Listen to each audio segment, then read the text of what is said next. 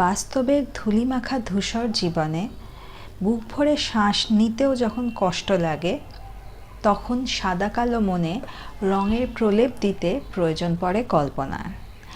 এমনই এক মায়াময় জগতে নিয়ে যায় এমন একটি উপন্যাস নিয়ে কথা বলবো আজকের পর্বে। এছাড়াও থাকছে একটি বুক হল।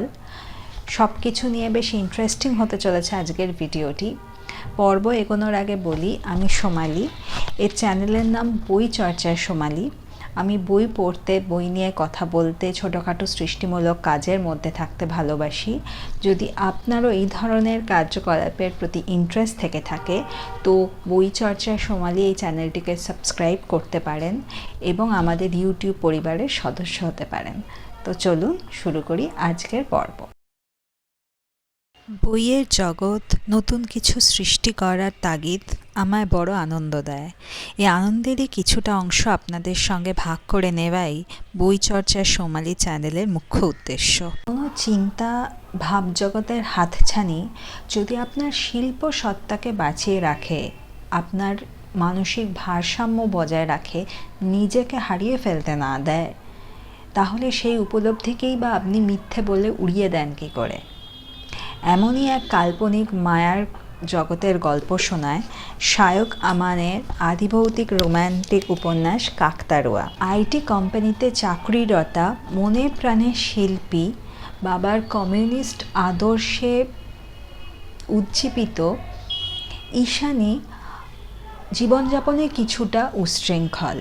তার বন্ধু অভিরূপা এবং গার্গীর সঙ্গে একটি আউটিংয়ে যায়, বেড়াতে যায়, এবং সেই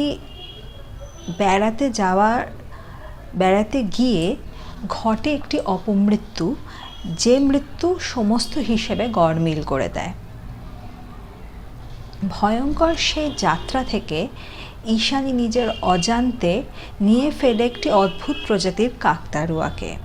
ইজিপ্টের ছদ্মবেশী দেবী নেফসিসের প্রচলিত মিথ অনুযায়ী এই কাকতাড়ুয়ার মুখে, অর্থাৎ কালো হাঁড়িতে, যদি কোনো মানুষের অবয়ব এঁকে অন্ধকারে রেখে দেওয়া যায়, তাহলে কাকতাড়ুয়াটি সে মানুষের আকার ধারণ করবে।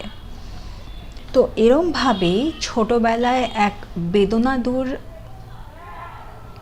স্মৃতি থেকে আহরিত নাম চারু অবলম্বনে কাকতাড়ুয়ার নাম রাখা হয় চারু। চারু এবং ঈশানী মিলে সারা জীবনে ঈশানীর মনে যত জমে থাকা ক্ষোভ ছিল, সে সমস্ত ক্ষোভকে নান্দনিকভাবে শিল্পের মাধ্যমে ছড়িয়ে দিতে থাকে শহরের বুকে। যে বিপ্লবের আগুনে ধিকি ধিকি করে জ্বলেছে ঈশানীর সারা জীবন, চারুর বন্ধুত্ব বাড়িধারা হয়ে সেই জ্বলন্ত উপাখ্যানের বিসর্জন ঘটায়। এই উপন্যাসটি শুরু হয়, যেমন আমি আগে বললাম, একটি খুন বা অপমৃত্যুকে ঘিরে, কিন্তু পাঠক পড়তে পড়তে বুঝতে পারবেন যে কোথাও গিয়ে সেই মার্ডার মিস্ট্রিটা সলভ হয় না, বা এমনভাবে মার্ডার মিস্ট্রির মধ্যে ফ্যান্টাসিটা চলে আসে যে মনে হয় যে তাহলে এই ব্যাপারটার কি নিষ্পত্তি হলো, যেটা খুবই একটা কনফিউজিং ব্যাপার বলে আমার মনে হয়েছে। এছাড়াও মানে অতিরিক্ত অশ্রাব্য গালিগালাজের আমদানি করা হয়েছে, যেটা আমার মনে হয় প্রয়োজন ছিল না। কারণ যদি পড়তে পড়তে যদি মানিয়ে যেত, মনে হয় চরিত্রের খাতিরে এই কথাগুলো বা এই বাক্যগুলোর প্রয়োজন আছে, তাহলে কোনো বিষয় ছিল না, কিন্তু এটার কোনো প্রয়োজন ছিল না। মানে ওই চরিত্রদের ফ্রাস্ট্রেশন বা তাদের ব্যাপারটা বোঝাতে, তাদের উন্নাসিকতা বোঝাতে এই এত গালিগালাজের যে খুব একটা প্রয়োজন ছিল, সেটা আমার মনে হয়নি। এছাড়া যদি বইটির ইউএসপি কিছু থেকে থাকে, তিনটি আমার মনে হয় এখানে ইতিবাচক দিক রয়েছে। ফ্যান্টাসি, যেহেতু আমার ফ্যান্টাসি পড়তে খুব ভালো লাগে এবং সেই জন্য আমি ভাসান বাড়িও একাধিকবার পড়েছি, এবং যেহেতু এই ধরনের উপন্যাস একবার পড়ে আপনি জানেন যে কী হতে চলেছে শেষে, তো এই ক্লাইম্যাক্স ছাড়াও আরও এক্সট্রা কিছু থাকতে হবে যাতে পাঠক এই বইটির কাছে বারবার ফিরে আসতে পারেন। তো কাকতাড়ুয়ার ক্ষেত্রে যদি বলতে হয়, 3টি জায়গা আমার মনে হয় যেটি পাঠককে বারবার এই বইটির কাছে ফিরিয়ে আনতে পারে। সেটি হচ্ছে ঈশানীর সঙ্গে তার বাবার সম্পর্ক। যদিও এই উপন্যাসে সেটির বর্ণনা খুব একটা বেশি নেই, খুব কমই আছে, কিন্তু খুব ক্ষমতাশালীভাবে রয়েছে, খুবই ইম্প্যাক্ট ফেলে পাঠকের ওপর। এবং এছাড়া রয়েছে চারুর সঙ্গে ঈশানীর বন্ধুত্ব। যে ঈশানী তার জীবনযাপনে এতটা উচ্ছৃঙ্খল, চারুর বন্ধুত্ব তার মধ্যে জমে থাকা সমস্ত ক্ষোভকে এমন করে প্রশমিত করে যেটি পড়তে পড়তে পাঠকও ভীষণভাবে আবেগতাড়িত হয়ে পড়বেন বলে আমার ধারণা। এবং যেটি কাকতাড়ুয়া শেষ হয়ে যাবার পরেও যদি এই উপন্যাসটির কথা আপনার কিছু দিনের জন্য হলেও মনে থাকে, সেটি হচ্ছে এই উপন্যাসের ক্লাইম্যাক্স। এই ক্লাইম্যাক্সের দিকটি একদমই অপ্রত্যাশিত। এর বাইরে গিয়ে আমি কিছু বলতে পারবো না, কিন্তু এই ক্লাইম্যাক্সটা এমন যেটি পড়ে আপনার বারবার মানে 3-4 দিন অন্তত আপনি ভাববেন বইটা নিয়ে। তো ব্যক্তিগতভাবে আমি বলবো যে যদি আপনি সায়ক আমানের বই এর আগে পড়ে থাকেন এবং আপনার ওনার লেখা পড়তে ভালো লাগে, যেমন আমার ভালো লাগে, আপনি কাকতাড়ুয়া পড়তে পারেন, এই বইটি পড়তে পারেন। আর যদি আপনি সায়ক আমান প্রথম পড়তে চলেছেন, তাহলে আমার মতে ওনার অন্যান্য কাজগুলো আগে পড়ে নিন, যেমন ভাসান বাড়ি, তার চোখের তারায়, এই কাজগুলো পড়ে তারপর কাকতাড়ুয়া পড়ুন। পর্বের পরবর্তী পর্যায় অর্থাৎ বুক হল পর্যায়, এই পর্যায়টি শুরু করার আগে একটি ক্লিপিং দেখে নিন, যেখানে আমি বুক আনবক্সিং করছি। ওই ক্লিপিংয়েই যেখান থেকে বইগুলো কেনা হয়েছে তার ইনফরমেশনও দেওয়া রয়েছে। প্যাকেট রিসিভ হওয়ার সঙ্গে সঙ্গে আমি আনবক্সিংয়ের জন্য বসে পড়েছি। বই এলে সত্যি অন্যই একটা আনন্দ হয়, এই আনন্দের তুলনা অন্য কিছুর সাথে হয় না। এই যে বুকমার্ক, এখানে বইচিত্রের কন্ট্যাক্ট নাম্বার দেওয়া রয়েছে। এই বইগুলো কিনেছি বইচিত্র থেকে।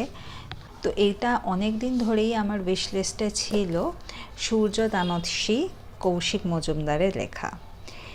তো এই বইটি আরও 2টো পার্ট রয়েছে। আমি প্রথমে এটা পড়ি, তারপর কেমন লাগলো বাদ বাকি পার্টগুলো অবশ্যই পড়ে ফেলবো এবং রিভিউ অবশ্যই এই চ্যানেলে শেয়ার করব। তো এই অংশে, বইটির পুস্তক পরিচয় অংশে যে কটি লাইন লেখা রয়েছে আমি পড়ছি। সূর্য তামসী অতীব রহস্যময় উপাদেয় ডিটেকটিভ উপন্যাস। রহস্য সিরিজ পড়িবার নেশা রহিয়াছে। বহুদিন কোনো উৎকৃষ্ট শ্রেণীর মগজের পুষ্টিকারক ডিটেকটিভ বইয়ের অভাব বোধ করিতেছিলেন। সেই অভাব অভাবনীয় উপায়ে পূর্ণ করিতে চলিয়াছে বুক ফার্ম প্রকাশন। তাহাদের অন্যতম লেখক কৌশিক মজুমদারের লেখা যিনি একবার পড়িতে শুরু করিয়াছেন, বই শেষ না হওয়া অবধি দুনিয়ার সমস্ত কিছু তিনি ভুলিতে বাধ্য। কৌশিকবাবুর সূর্য তামসী উপন্যাসখানি অতীব চিত্তাকর্ষক। ইহার প্রতি অধ্যায় দুর্দান্ত চমক, প্রতি পাতা চরম উত্তেজনা, আনন্দ ও বিস্ময়ের সৃষ্টি করিবেই। এই ধরনের বই বাজারেই প্রথম। কাহিনীর এক বড় অংশ জুড়িয়া রহিয়াছে 19 শতকের কলিকাতা জাদুবিদ্যা, ভয়ঙ্কর ষড়যন্ত্র, একদল উন্মাদ ফ্রিম্যাসনের গুপ্ত সমিতি, আর একের পর এক নৃশংস হত্যাকাণ্ড। রহিয়াছে বর্তমান কালের চন্দননগরে অনুরূপ হত্যা, গুপ্তধনের আভাস, আর এক তরুণ ডিটেকটিভ। ঘটনা যতই নিবিড় হইবে, পাঠকের হৃদয়ও ততই সংশয় অন্ধকারে আচ্ছন্ন হইতে থাকিবে। বইয়ের অন্তিমে এমন চমক উপস্থিত, যাহাতে আপনাকে দ্বিতীয়বার বইটি পড়িতেই হইবে। খুব কম ডিটেকটিভ বইয়ের ক্ষেত্রে এমনটি বলা যায়। পড়ুন, পড়িয়া মুগ্ধ হউন। তো বইটি পড়ে বুঝতে পারবো যে কতটা ভালো লাগলো, বা এই অংশে যেই দাবি করা হয়েছে সেটি বা কত সঙ্গত। এটির অনেক ইতিবাচক পাঠক প্রতিক্রিয়া এর আগে আমি দেখেছি, সেই জন্যেই বইটি কেনা। এই মুদ্রিত মূল্য 375 টাকা। পরবর্তী যে বইটি, সেই বইটি লেখকের আমি এর আগে 2টি বই পড়েছি। তিনি মূলত মেডিকেল থ্রিলার লেখেন, বুঝেই গেছেন অনেকে, ইন্দ্রনীল সান্যালের বই স্নেহজাল। আমি এর আগে ওনার সবুজ সরণি এবং কর্কট ক্রান্তি পড়েছি এবং পড়েই আমার মনে হয়েছে আমি এই লেখকের আরও সমস্ত বই কিনবো এবং কিনে পড়ে ফেলবো। তো এখানে পুস্তক পরিচিতির যে অংশটি রয়েছে আমি পড়ছি। কলকাতা শহরে একের পর এক খুন হচ্ছে। মৃতদেহের পেট কিচেন নাইফ দিয়ে কেটে তাতে ঢেলে দেওয়া হচ্ছে ফুটন্ত তেল। দেয়ালে রক্ত দিয়ে আঁকা থাকছে টিক চিহ্ন। কলকাতা পুলিশের চেনার মিত্র আর ফরেন্সিক সাইকিয়াট্রিস্ট মোহর চ্যাটার্জি মিলে কি সিরিয়াল কিলারকে ধরতে পারবে? ওদের মধ্যে যে ব্যক্তিগত সম্পর্ক গড়ে উঠছে সেটা কি পেশাগত বাধ্যবাধকতার কারণে ভেঙে যাবে? জানতে গেলে পড়তে হবে ইন্দ্রনীল সান্যালের নতুন মেডিকেল থ্রিলার। বইটি প্রকাশিত হয়েছে দেশ থেকে এবং মুদ্রিত মূল্য 250 টাকা। মনে আছে ছোটোবেলায় যখন আনন্দমেলা আসতো আমি দুটো বিষয়ের জন্য উন্মুখ থাকতাম, একটা হচ্ছে শীর্ষেন্দু মুখোপাধ্যায়ের অদ্ভুতুরে সিরিজ এবং দ্বিতীয়টি মিতিন মাসির উপন্যাস। তো সেই ইচ্ছে থেকেই আমার মিতিন মাসি সমগ্র 1 এবং 2 দুটোই পড়া। তো সুচিত্রা ভট্টাচার্যের 5 মিতিন, এখানে মিতিন বোঝাই যাচ্ছে, এখানে সম্ভবত টুপুর নেই, কারণ এখানে মিতিন মাসি নয়, মিতিন রূপেই তার আবির্ভাব এবং এগুলি বড়দের জন্য, প্রাপ্তবয়স্কদের জন্য। পুস্তক পরিচিতি অংশে আমি বলছি, পুস্তক পরিচিতি অংশটুকু বলছি। বর্তমান সমাজে অসহায়তা, একাকিত্ব, পাপবোধ, জটিল সম্পর্কের বেড়াজালে আবদ্ধ নতুন প্রজন্ম, রহস্যের নিকষ আঁধার, আর সেই অন্ধকার দূর করার আলো যার হাতে তার নাম অবশ্যই মিতিন। তো এই বইটিতে যে 5টি মিতিনের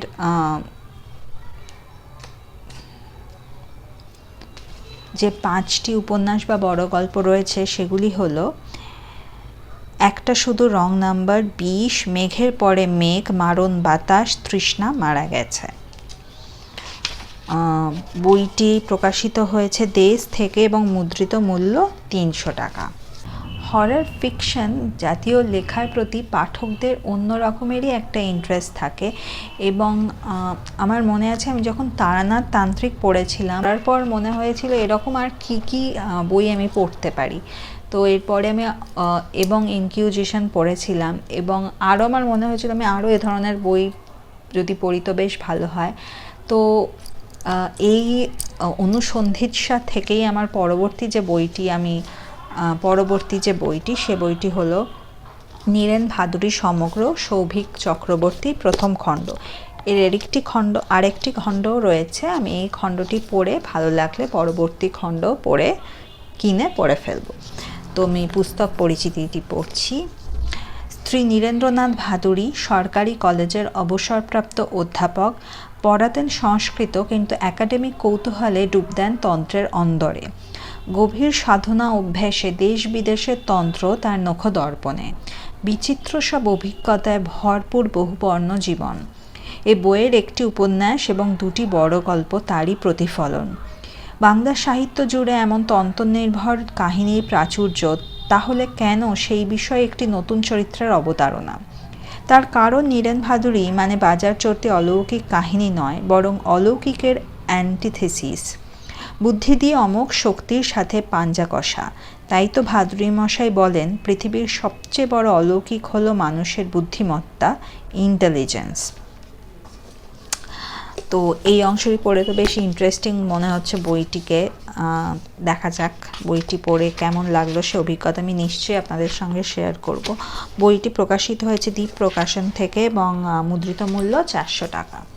এর আগের ভিডিওতে বলেছিলাম যে আমি এই লেখকের লেখার ভক্ত এবং তার লেখা ছোট গল্পেরও ভক্ত।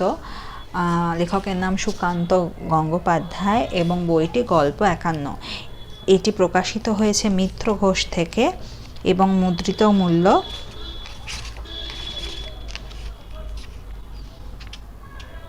550 টাকা। তো এর আগে আনন্দ পাবলিশার্স থেকে সুকান্ত গঙ্গোপাধ্যায় যে গল্প সমগ্রটি প্রকাশিত হয়েছিল সেটি আমি পড়েছিলাম এবং আমার খুবই ভালো লেগেছিল। আজকের বুক হলে যে বইগুলির কথা আমি বললাম সে প্রত্যেকটি বইয়ের রিভিউ আনবো আমি এই চ্যানেলে খুব শিগগিরই। তো আজকের ভিডিও ভালো লেগে থাকলে বই চর্চা সোমালি এই চ্যানেলটিকে সাবস্ক্রাইব করবেন, ভিডিওটিকে লাইক করবেন। দেখা হচ্ছে পরের ভিডিওতে, ততদিন ভালো থাকবেন।